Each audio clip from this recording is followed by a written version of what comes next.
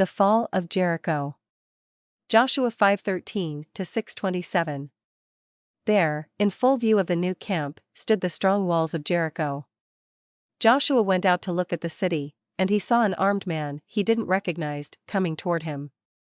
Joshua walked boldly up to the man, and said to him, "Are you on our side, or are you one of our enemies?" And he said, "No, but as captain of the Lord's host have I come." Then Joshua saw that he was the angel of the Lord, and Joshua bowing down before him, said, "What word has my Lord to his servant?" And the captain of the Lord's host said to Joshua, "Take off your shoes from your feet, for it is holy ground where you are standing." Joshua did so, for the one who was speaking to him was not merely an angel, but the Lord himself appearing as a man. And the Lord said to Joshua, "I have given to you Jericho, and its king, and its mighty men of war, and I will destroy the city of Jericho before you."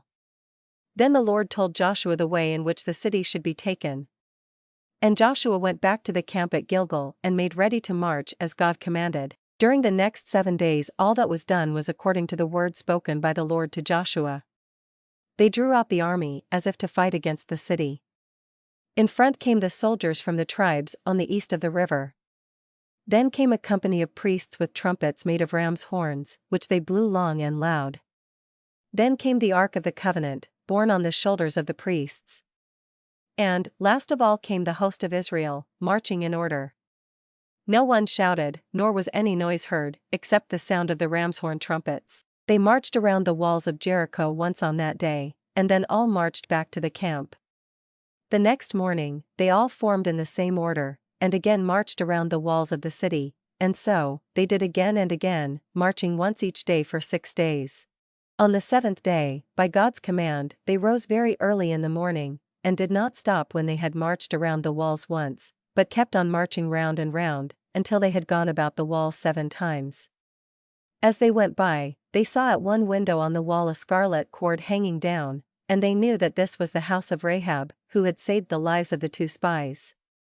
When they had marched around the city 7 times that day, they all stood still. Even the ram's horn trumpets ceased, and there was a great silence for a moment, until the voice of Joshua rang out, "Shout, for the Lord has given you the city." Then a great shout went up from the host. And they looked at the wall, and saw that it was trembling, and shaking, and falling. It fell down flat at every place but one. There was one part of the wall left standing, where the scarlet cord was hanging from the window. And Joshua said to the 2 spies, "Go, and bring out Rahab and her family, and take them to a safe place." They went into Rahab's house on the wall and brought her out, and with her father and mother, and all their family, they cared for them and kept them safely in the camp of the Israelites until all the war against the people of the land was ended.